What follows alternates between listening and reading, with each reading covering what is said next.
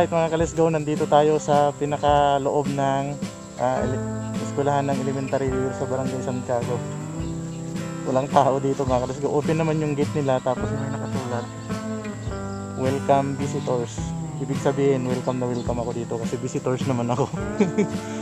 Yan, sobrang luwang mga ka-let's-go ang eskwelahan ng eskwelahan ng Barangay Santiago. Yan, ito yung pinaka-stage nila mga ka-let's-go. Yan, grabe ang luwang ng ano nila, playground nila mga ka-let's-go, no? Tapos ang ganda ng location ng eskwelahan dito. Yan, daming mga rooms.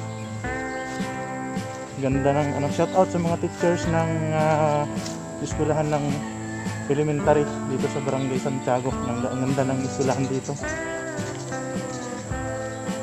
So, ang susunod na puntahan natin mga ka-let's-go, depende yung madadaanan natin. May pinasok tayo kanina na isang sitio. Grabing umulan kasi kanina kaya halos hindi makaikot yung gulong natin.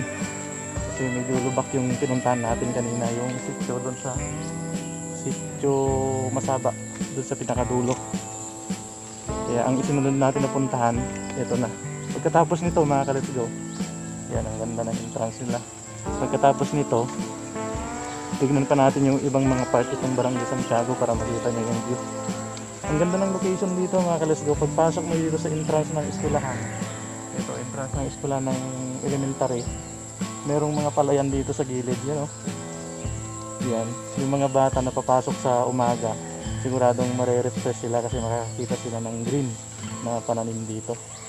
Yan, ang ganda ng location dito mga ka-let's-go. High five sa mga teachers dito sa Barangay Santiago, Talumpon, Leyte. Yan. So,